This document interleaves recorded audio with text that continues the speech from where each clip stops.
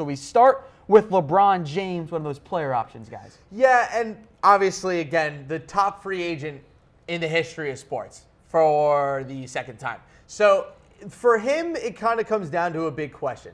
Does he want to win titles, or is he okay consistently winning the Eastern Conference? If he's okay winning the East, he's going to stay in Cleveland. And if he's okay getting to the finals and losing, he's going to stay with the Cleveland Cavs. If he wants to go to the West and maybe beat the Western Conference teams and win the finals, because there's no team in the Eastern Conference that is probably going to stand up to a LeBron James team that was able to beat everyone in the West. Maybe the Celtics, but I don't think that's going to be realistic for a year or two.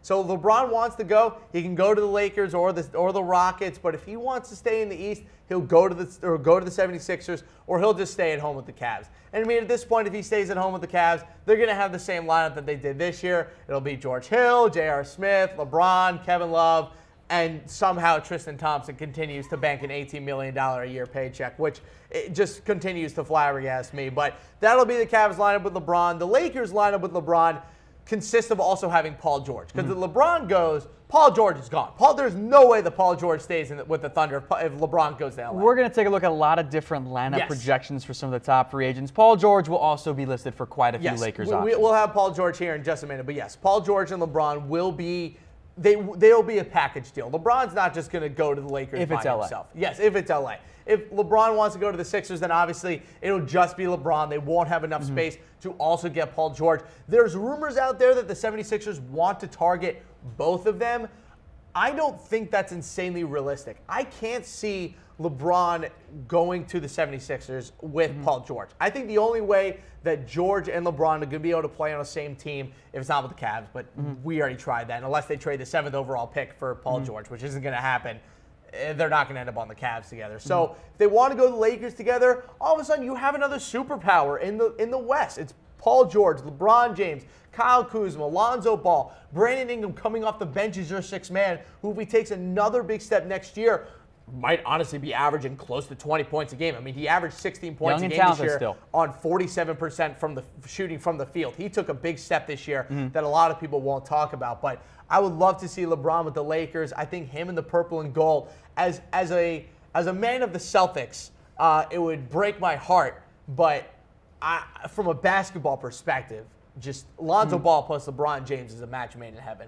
I know we hate LeVar, but the good thing is that ever since LeVar went to Lithuania, we kind of stopped caring about him. Look, I'll put it this way. If you look at Lonzo Ball's numbers from when LeVar Ball was in Los Angeles with him to when he was in Lithuania with his brothers, completely different player and a way better player. Someone that looked worthy of the number 3 overall pick. So LeBron to the Lakers, still very, very obvious option, but also with the 76ers. This is the only plausible lineup that works with LeBron James. And it's still kind of a tricky fit, I think. It's a weird fit because you bring Robert Covington to the 2 spot. He usually plays a mix of the 2 or the 3, but he's a big transition guy. That's where he makes his money. He makes his money on transition threes and being able to get ahead of the defense.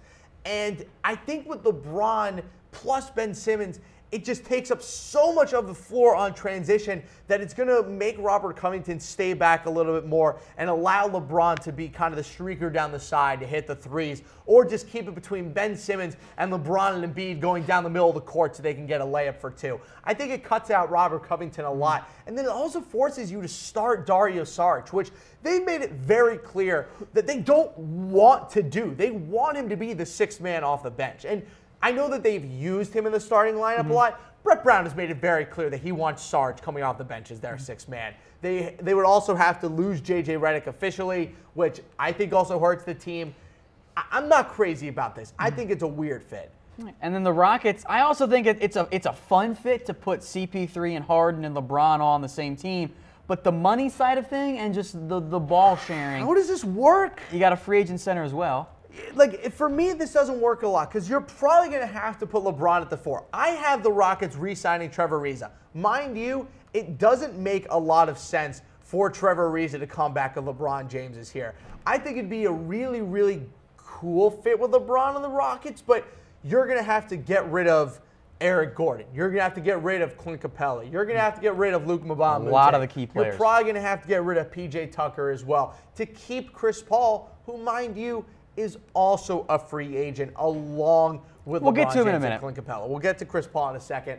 I don't think this works. The center that they'll have to sign is like, I don't know, like not Andrew Bogut. He went back to Australia. Maybe like a, like a Zaza if he gets released by the Warriors. Really, someone bad. Just a body to play 10 to 15 minutes a game Exactly. at center. So those, again, we'll recap those top 4 destinations for LeBron James: the Cavs, the Lakers, 76ers, and then the Houston Rockets. So Harris, I'll give you one more prediction here. Where does LeBron play? I still think it's Cleveland. I think he's coming back to the Cavs simply because. Unless they get bounced in embarrassing fashion. Do you know what it also is, one more time? He wants money. This is a man who at every single stage of his career has never skimped on his money, and I think the Cavs are going to give him the biggest contract in NBA And he's history. still wildly underpaid. Exactly. No matter how much Always he ends up be making. underpaid, yes.